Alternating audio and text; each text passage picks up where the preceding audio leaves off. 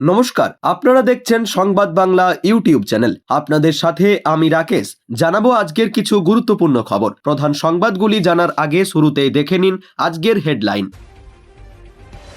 আনন্দপুরে দগ্ধ গোডাউন পরিদর্শনে গিয়ে গো ব্যাক শুনলেন সুজিত বসু। তৃণমূল বিজেপি হাতাহাতি। এসআইআর আবহে মৃতদের পরিবার নিয়ে আগামীকাল দিল্লি যাচ্ছেন মুখ্যমন্ত্রী। সিঙ্গুরের সভার পরই রওনা দেবেন। ভোটার তালিকা নিয়ে কটাক্ষ দিলীপের, বললেন বাপের নাম পাল্টে যাচ্ছে, ছেলে বেড়ে যাচ্ছে। তরুণীর বিয়ে ঠিক হতে ধর্ষণের ভিডিও দেখিয়ে ব্ল্যাকমেল, সোনারপুরে গ্রেপ্তার সরকারি আধিকারিক। পিছিয়ে গেল ভোটের আগে বিধানসভার শেষ অধিবেশন। রাজ্য বাজেট পেশ কবে হবে তা নিয়ে বাড়ছে জল্পনা। আনন্দপুরের মৃত্যুপুরীতে নিখোঁজ পূর্ব মেদিনীপুরের 13 জন, পরিবারের পাশে থাকার আশ্বাস জেলা প্রশাসনের। ইডি পারেনি, বিজেপিও পারবে না, বাংলায় ফের দিদি ফিরছেন, ভবিষ্যৎবাণী অখিলেশের। রাজীব কুমারের পর ডিজিকে নিয়োগ নিয়ে আইনি জট পারল, ক্যাটের নির্দেশ চ্যালেঞ্জ করে দিল্লি হাইকোর্টে ইউপিএসসি। জলাশয় বুঝিয়ে কিভাবে গোডাউন, কেন হলো না ফায়ার অডিট, প্রশ্ন শুনে মেজাজ হারালেন সুজিত, সামলে নিয়ে দিলেন উত্তর। কত ক্ষমতা আছে, তালডাংরায় ভোটে দাঁড়ান, মানুষ আপনাকে ছুঁড়ে ফেলে দেবে, সুকান্তকে চ্যালেঞ্জ তৃণমূল নেতার। গা ছাড়া মনোভাব নিয়ে কাজ করলেই মিলবে শাস্তি, কড়া পথে হাঁটার সিদ্ধান্ত নিল তৃণমূল। দেশের গোপন তথ্য পাকিস্তানের হাতে পৌঁছত সোশ্যাল মিডিয়ার মাধ্যমে, জয়সালমের থেকে গ্রেপ্তার গুপ্তচর। প্রজাতন্ত্র দিবসে পতাকা তুলেই লুটিয়ে পড়লেন মাটিতে, সঙ্গে সঙ্গে মৃত্যু পুলিশ আধিকারিকের। হাসপাতালে মহিলা চিকিৎসকদের ওয়াশরুমে গোপন ক্যামেরা রাখার অভিযোগ, আটক ইন্টার্ন চিকিৎসক। গ্রামবাসীদের ওপর হামলা চালিয়েছিল, পিটিয়ে মারা হলো চিতাবাঘকে, চাঞ্চল্য আলিপুরদুয়ারে। স্বঘোষিত চিকিৎসকের ভুল অস্ত্রোপচার, চিরদিনের জন্য দৃষ্টি হারালেন মেদিনীপুরের বৃদ্ধ। হোটেলে মধুচক্র, এলাকায় গাঁজা মদের ঠেক, ঝাঁটা লাঠি নিয়ে জাতীয় সড়ক অবরোধ মহিলাদের। খেলতে না আসা শাস্তি, বাংলাদেশের 150 সাংবাদিকের বিশ্বকাপের কার্ড বাতিল করে দিল আইসিসি। সরকারি খাস জমিতে অবৈধ নির্মাণ, প্রতিবাদ করতেই তরুণী আইনজীবীকে হেনস্থা। বেলা বাড়লে শীত উধাও, সপ্তাহের শেষে ধেয়ে আসছে বৃষ্টি। দেখুন আবহাওয়ার আপডেট। প্রিয় দর্শক, আপনি যদি আমাদের চ্যানেলে নতুন হয়ে থাকেন তাহলে চ্যানেলটিকে সাবস্ক্রাইব করে পাশে থাকা বেল আইকনটি ক্লিক করে রাখুন পরবর্তী খবরের আপডেটগুলো সবার প্রথমে পেতে। রবিবার মধ্যরাতে আনন্দপুরের নাজিরাবাদ এলাকায় একটি ব্র্যান্ডেড মোমো তৈরির কারখানায় ভয়াবহ অগ্নিকাণ্ডের ঘটনায় আতঙ্ক ও অনিশ্চয়তা ক্রমে বাড়ছে। প্রায় 32 ঘন্টা কেটে গেলেও মঙ্গলবার সকাল পর্যন্ত গোডাউনের ভিতরের আগুন পুরোপুরি নিয়ন্ত্রণে আনা যায়নি। ধিক আগুনের মধ্যেই উদ্ধারকারীরা একের পর এক দগ্ধ দেহাবশেষ খুঁজে পাচ্ছেন। সরকারি হিসেবে এখনো পর্যন্ত 8 জনের মৃত্যুর খবর মিলেছে। সোমবার 3 জনের দেহ উদ্ধার হয়, আর মঙ্গলবার সকাল 10:30 পর্যন্ত আরও 4 জনের দেহ মিলেছে। তবে স্থানীয় সূত্রে খবর, নিখোঁজের সংখ্যা 25 থেকে 30 জনের মধ্যে হতে পারে। তাদের অনেকেই রাতের পাহারায় ছিলেন বা কারখানার ভিতরেই থাকতেন, ফলে মৃতের সংখ্যা আরও বাড়তে পারে বলে আশঙ্কা। মঙ্গলবার সকালে ঘটনাস্থলে যান দমকল মন্ত্রী সুজিত বসু। তিনি দগ্ধ গোডাউন ঘুরে দেখেন এবং দমকলের ডিজির সঙ্গে কথা বলেন। আজই ফরেনসিক দল নমুনা সংগ্রহ করবে বলে প্রশাসনিক সূত্রে জানা গিয়েছে। আগুন লাগার কারণ খতিয়ে দেখতে তদন্ত শুরু হয়েছে। ঘটনাস্থলে যান বিজেপি বিধায়ক অশোক দিন্দাওয়া। তবে মন্ত্রীর সফর ঘিরে উত্তেজনা তৈরি হয়। সুজিত বসুকে গো ব্যাক স্লোগানের মুখে পড়তে হয়। পাল্টা তৃণমূল কর্মীরা অশোক দিন্দার বিরুদ্ধে স্লোগান দিলে দুই পক্ষের মধ্যে উত্তপ্ত পরিস্থিতির সৃষ্টি হয়। মন্ত্রী জানিয়েছেন, এই ঘটনায় এফআইআর দায়ের হবে এবং ফরেনসিক তদন্ত সহ সব দিক খতিয়ে দেখা হবে। ফায়ার অডিট হয়েছিল কিনা তাও যাচাই করা হবে। দেহগুলির পরিচয় নিশ্চিত করতে ডিএনএ পরীক্ষার সিদ্ধান্ত নেওয়া হয়েছে। পরিবারের সদস্যদের নমুনার সঙ্গে মিলিয়ে শনাক্তকরণ হবে। এখনো আগুন পুরোপুরি না নেভায় উদ্ধার কাজ অত্যন্ত কঠিন হয়ে উঠেছে। রাজ্যে ভোটার তালিকা সংশোধন নিয়ে বিতর্কের মধ্যে আগামীকাল বুধবার দিল্লি যাচ্ছেন মুখ্যমন্ত্রী ও তৃণমূল সুপ্রিমো মমতা বন্দ্যোপাধ্যায়। দলীয় সূত্রে জানা যায়, 3 দিনের এই সফর রাজনৈতিক দিক থেকে খুবই গুরুত্বপূর্ণ হতে চলেছে এবং সেখানে নির্বাচন কমিশনের সঙ্গে দেখা করার সম্ভাবনাও উজ্জ্বল রয়েছে। গতকাল দলের জাতীয় সাধারণ সম্পাদক অভিষেক বন্দ্যোপাধ্যায় প্রতিনিধি দলের নেতৃত্বে দিল্লি গিয়ে নির্বাচন কমিশনের চেয়ারম্যান জ্ঞানেশ কুমারের সঙ্গে বৈঠক করেন। তিনি বৈঠকের পর তৃণমূলের আপত্তি আরও স্পষ্ট হয়েছিল।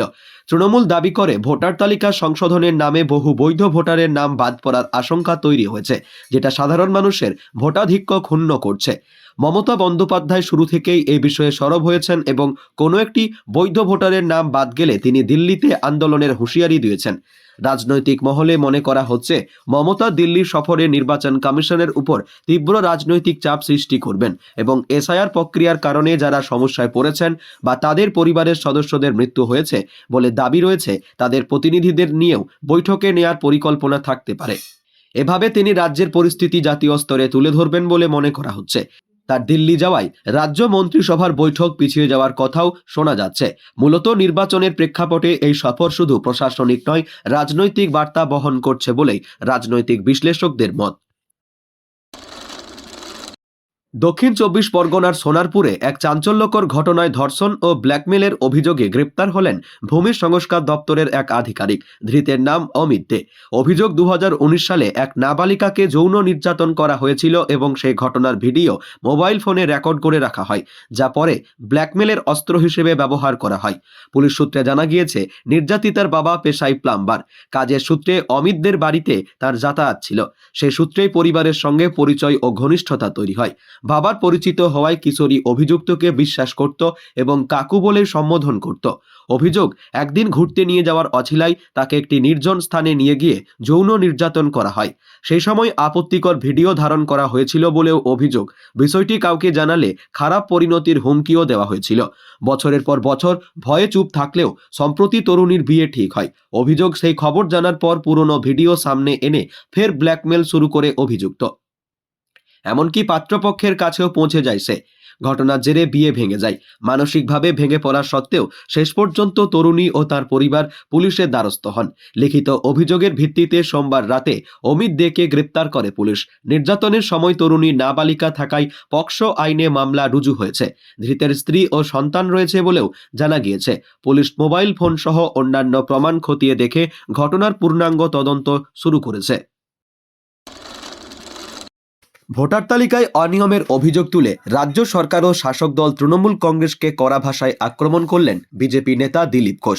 সোমবার বিকেলে পূর্ব বর্ধমানের নাদনঘাট মোড়ে বন্ধু মহল ক্লাবের মাঠে পরিবর্তন সংকল্প সভাতে বক্তব্য রাখতে গিয়ে একাধিক বিস্ফোরক মন্তব্য করেন তিনি। দিলীপ ঘোষ বলেন, বাপের বয়স ৫০, ছেলের বয়স ৪৫। এমন ঘটনাও দেখা যাচ্ছে। কেউ কোনো দিন শুনেছেন? যার কোনো ছেলে ছিল না, শুধু মেয়ে ছিল, তার মেয়ের বিয়ে দিয়ে দিয়েছে পরিবার। অথচ দেখা যাচ্ছে তার নামে দুটি ছেলে ভোটার হিসেবে নথিভুক্ত হয়ে গেছে। তিনি দাবি করেন, একাধিক ক্ষেত্রে ভোটার তালিকায় এই ধরনের গরমিল ধরা পড়েছে। বিজেপি নেতা আরও অভিযোগ করেন, একজন মানুষের ৩ ছেলে ছিল, এখন তার ৫ ছেলে হয়ে গেছে। বিএলও এসে ফর্ম ধরিয়ে দিচ্ছে। ওই ব্যক্তি বলছেন, আমার আবার ছেলে কবে হলো? অথচ বিএলও জানাচ্ছেন কাগজে তাই লেখা আছে। তার মতে এই ঘটনা ভোটার তালিকায় ব্যাপক কারচুপি ও জালিয়াতির ইঙ্গিত দিচ্ছে। এদিন দিলীপ ঘোষ আরও বলেন, কেন্দ্রীয় সরকার যে সব যোজনা পাঠায় সেগুলোর নাম পাল্টে বাংলায় চালানো হচ্ছে। এগুলো নতুন কিছু নয়, কিন্তু বাপের নাম পাল্টে যাচ্ছে, ছেলে বেড়ে যাচ্ছে, এটা আগে জানতাম না। এই মন্তব্যের মাধ্যমে সরাসরি রাজ্য প্রশাসন ও শাসক দলকে নিশানা করেন তিনি। পাশাপাশি আনন্দপুরের ভয়াবহ অগ্নিকাণ্ড নিয়েও মুখ খোলেন দিলীপ ঘোষ। তিনি বলেন, সারা বাংলা জুড়ে অবৈধ নির্মাণ, অবৈধ রাস্তা, দোকানপাট ও কারখানা চলছে। এই অবৈধ কাজের জন্যই আজ মানুষের জীবন বিপন্ন। তার অভিযোগ, প্রশাসনের গাফিলতির জেরেই একের পর এক দুর্ঘটনা ঘটছে। দিলীপ ঘোষের এই বক্তব্য ঘিরে রাজনৈতিক মহলে নতুন করে বিতর্ক শুরু হয়েছে। লখনৌ থেকে কলকাতায় পা রেখেই রাজনৈতিক মন্তব্যে সরব হলেন সমাজবাদী পার্টির প্রধান অখিলেশ যাদব। পারিবারিক সফরে সস্ত্রীক শহরে এলেও রাজনৈতিক বার্তায় কোনো রাখঢাক রাখলেন না তিনি। কলকাতা বিমানবন্দরে সাংবাদিকদের মুখোমুখি হয়ে আইপ্যাক কাণ্ড, ইডির ভূমিকা এবং ভোটার তালিকা সংশোধন নিয়ে সরাসরি বিজেপি ও নির্বাচন কমিশনকে নিশানা করে সপা প্রধান অখিলেশের বক্তব্য, দিদি ইডিকে হারিয়েছেন, আবার বিজেপিকেও হারাবেন। আইপ্যাকের দপ্তর ও কর্ণধার প্রতীক জৈনের বাড়িতে ইডির তল্লাশি প্রসঙ্গ টেনে তিনি বলেন, কেন্দ্রীয় সংস্থাকে রাজনৈতিক স্বার্থে ব্যবহার করা হচ্ছে। সেই সময় তৃণমূল নেত্রী মমতা বন্দ্যোপাধ্যায় নিজে ঘটনাস্থলে পৌঁছেছিলেন। এই প্রসঙ্গ তুলে অখিলেশ কটাক্ষ করেন তথাকথিত পেনড্রাইভ ইস্যু নিয়েও। তার কথায়, বিজেপি এখন পেনড্রাইভের যন্ত্রণা ভুলতে পারেনি। মুখ্যমন্ত্রীর সঙ্গে তার সাক্ষাৎ হওয়ার কথাও স্বীকার করেছেন সভাপ্রধান। বাংলার রাজনৈতিক পরিস্থিতি নিয়ে আত্মবিশ্বাস দেখিয়ে তিনি বলেন, বাংলা মানবতা ও সম্প্রীতির বার্তা দেয়, এখানে হিংসার রাজনীতি চলবে না। এদিন ভোটার তালিকা নিবিড় পরিমার্জন নিয়েও প্রশ্ন তোলেন অখিলেশ। দাবি করেন, পশ্চিমবঙ্গে লক্ষ লক্ষ নাম বাদ পড়ার অভিযোগ উঠেছে, আর উত্তরপ্রদেশে সেই সংখ্যা আরও বেশি। তার অভিযোগ, যেখানে বিজেপি হারার আশঙ্কায় সেখানে ভোটারদের নাম কাটা হচ্ছে। নির্বাচন কমিশনের নিরপেক্ষতা নিয়েও প্রশ্ন তোলেন তিনি, যদিও এটিকে সাংবিধানিক প্রতিষ্ঠান বলেই উল্লেখ করেন। সব মিলিয়ে সফরটি পারিবারিক হলেও রাজনৈতিক বার্তায় স্পষ্ট, বাংলা ও উত্তরপ্রদেশ দুই রাজ্যেই বিজেপির বিরুদ্ধে বিরোধী ঐক্যের সুর আরও জোরালো করতে চাইছেন অখিলেশ যাদব। ভোটের আগে সপ্তদশ পশ্চিমবঙ্গ বিধানসভার শেষ অধিবেশন পিছিয়ে গেল। প্রশাসনিক সূত্রের ইঙ্গিত, আগামী 3রা ফেব্রুয়ারি থেকে অধিবেশন শুরু হতে পারে। ফলে রাজ্য বাজেট পেশের দিনক্ষণ নিয়েও তৈরি হয়েছে অনিশ্চয়তা। এখনও সরকারিভাবে বাজেটের নির্দিষ্ট তারিখ ঘোষণা করা হয়নি। এটি তৃতীয় মমতা বন্দ্যোপাধ্যায় সরকারের শেষ বাজেট, যা আদতে হবে ভোট অন অ্যাকাউন্ট। আগে জানানো হয়েছিল 31শে জানুয়ারি অধিবেশন শুরু হয়ে 2রা ফেব্রুয়ারি সাপ্লিমেন্টারি বাজেট পেশ হবে। অধ্যক্ষ বিমান বন্দ্যোপাধ্যায় নিজেই সেই সূচি জানিয়েছিলেন, কিন্তু সেই পরিকল্পনা বদলে গেছে। এখন প্রশাসনিক মহলে আলোচনা চলছে 5ই ফেব্রুয়ারি ভোট অন অ্যাকাউন্ট পেশ হতে পারে, যদিও তা এখনও চূড়ান্ত নয়। পূর্বসূচি অনুযায়ী অধিবেশন 5ই ফেব্রুয়ারি শেষ হওয়ার কথা থাকলেও এখন তা 9 ফেব্রুয়ারি পর্যন্ত চলতে পারে বলে শোনা যাচ্ছে। দেরির কারণ নিয়ে জল্পনা রয়েছে। একদিকে জানুয়ারি শেষ ও ফেব্রুয়ারি শুরুতে তৃণমূল কংগ্রেসের একাধিক কর্মসূচি রয়েছে।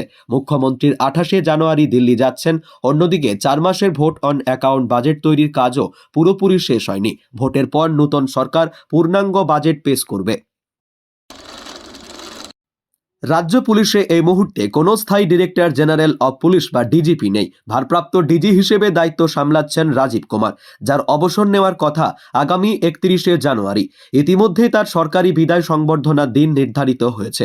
সেই অনুষ্ঠানে মুখ্যমন্ত্রী মমতা বন্দ্যোপাধ্যায় তার হাতে সম্মানসূচক পদক তুলে দেবেন বলে জানা গিয়েছে।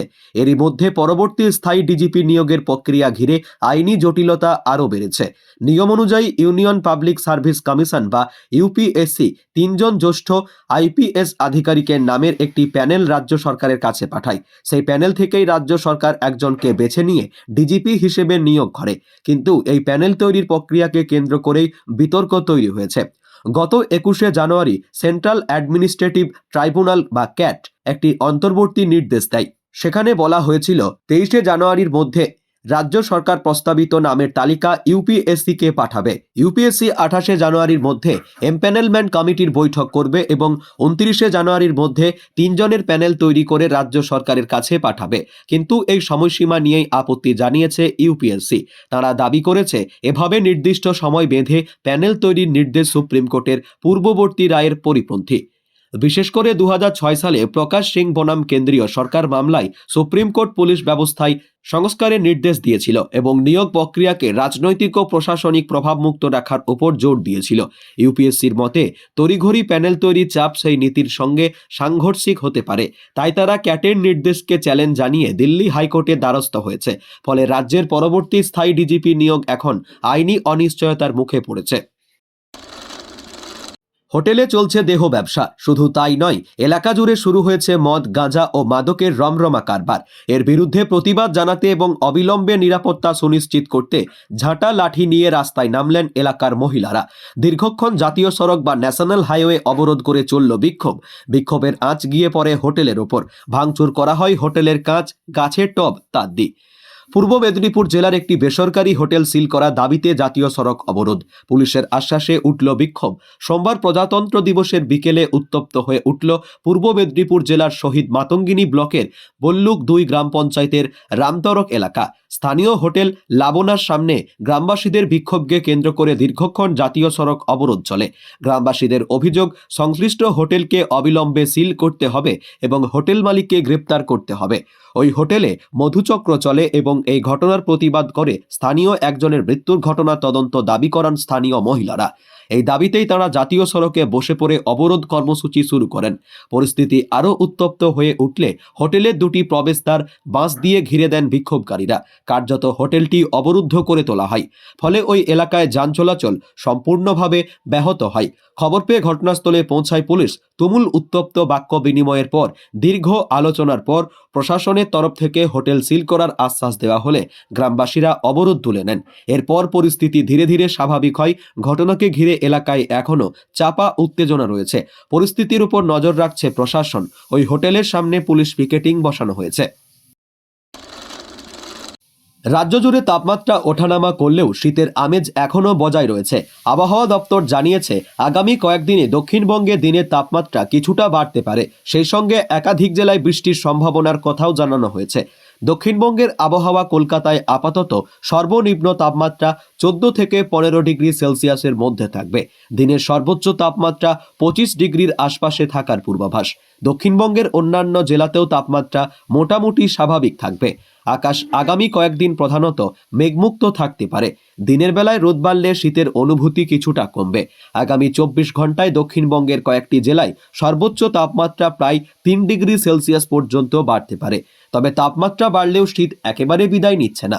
আবহাওয়াবিদদের মতে শীত পুরোপুরি কাটতে ফেব্রুয়ারির প্রথম সপ্তাহ লেগে যেতে পারে। ভোর ও সকালের দিকে হালকা থেকে মাঝারি কুয়াশার সম্ভাবনা রয়েছে। বিশেষ করে পুরুলিয়া, বাঁকুড়া, পূর্ব ও পশ্চিম বর্ধমান, বীরভূম ও মুর্শিদাবাদের কিছু এলাকায় ঘন কুয়াশা দেখা যেতে পারে। 1 ফেব্রুয়ারি পর্যন্ত দক্ষিণবঙ্গে আবহাওয়া প্রধানত শুষ্ক থাকবে। উত্তরবঙ্গের আবহাওয়া। উত্তরবঙ্গে ঘন কুয়াশার সতর্কতা জারি হয়েছে। দার্জিলিং, জলপাইগুড়ি, কোচবিহার ও উত্তর দিনাজপুরের কিছু এলাকায় দৃশ্যমানতা 50 মিটার পর্যন্ত নেমে যেতে পারে। মঙ্গলবার পর্যন্ত শুষ্ক আবহাওয়া থাকলেও বুধবার জলপাইগুড়ি, কালিম্পং ও আলিপুরদুয়ারের কিছু অংশে বৃষ্টি হতে পারে। বৃহস্পতিবার কালিম্পংয়ের কিছু জায়গায় বৃষ্টি এবং দার্জিলিংয়ের উঁচু এলাকায় বৃষ্টি বা তুষারপাতের সম্ভাবনা রয়েছে। রাতে তাপমাত্রায় বড় পরিবর্তন না হলেও দিনের তাপমাত্রা সামান্য বাড়তে পারে। সরকারি খাস জমিতে অবৈধ নির্মাণের প্রতিবাদ করায় এক তরুণী আইনজীবী ও তার পরিবারকে কৃষিকাজে সেচের জল থেকে বঞ্চিত করার অভিযোগ উঠেছে মালদহের পুরাতন মালদহের ভাবুক এলাকায়। অভিযোগকারিণী হেমা সরকার বর্তমানে মালদহ আদালতে শিক্ষানবিশ আইনজীবী হিসেবে কর্মরত। স্থানীয় সূত্রে জানা গিয়েছে, এলাকায় দীর্ঘদিন ধরে পড়ে থাকা একটি সরকারি খাস জমিতে রাতারাতি অবৈধ নির্মাণ শুরু করে এক শ্রেণীর জমি মাফিয়া। বিষয়টি দেখে হেমা সরকার প্রতিবাদ জানান এবং ভূমি সংস্কার ও ভূমি রাজস্ব দপ্তরে অভিযোগ করেন। পরে দপ্তরের আধিকারিকরা সরজমিনে গিয়ে তদন্ত করে নির্মাণ কাজ বন্ধ করে দেন। এরপরই প্রতিশোধ হিসেবে অভিযুক্তরা তার পরিবারকে কৃষি জমিতে সেচের জল নিতে বাধা দেয় বলে অভিযোগ। হেমা সরকারের পরিবারের প্রায় 4 বিঘা আলুর জমি রয়েছে, কিন্তু সেচের অভাবে ফসল নষ্ট হওয়ার আশঙ্কা দেখা দিয়েছে। এই ঘটনায় 13 জনের বিরুদ্ধে মালদহ থানায় লিখিত অভিযোগ দায়ের করা হলেও এখনো পর্যন্ত পুলিশ কার্যকর পদক্ষেপ নেয়নি বলে দাবি হেমা সরকারের। অভিযোগ দায়েরের প্রায় 2 সপ্তাহ পেরিয়ে যাওয়ার তিনি বাধ্য হয়ে জেলা পুলিশ সুপারের দ্বারস্থ হয়েছেন। ঘটনাটি প্রকাশ্যে আসতেই এলাকায় রাজনৈতিক তরজা শুরু হয়েছে। বিজেপির অভিযোগ, জমি মাফিয়াদের মদদ দিচ্ছে তৃণমূল। পাল্টা তৃণমূলের দাবি, এলাকা বিজেপির প্রভাবাধীন। ঘটনায় এলাকায় উত্তেজনা ছড়িয়েছে। আজ 27 তারিখ মঙ্গলবার। এই ছিল আজকের বিশেষ খবর। আজকের মতো এখানে শেষ করছি। আবার দেখা হবে নতুন আপডেট নিয়ে। নিয়মিত সঠিক খবর পেতে সংবাদ বাংলা চ্যানেলটা সাবস্ক্রাইব করুন। ভালো লাগলে লাইক আর শেয়ার করতে ভুলবেন না। ধন্যবাদ।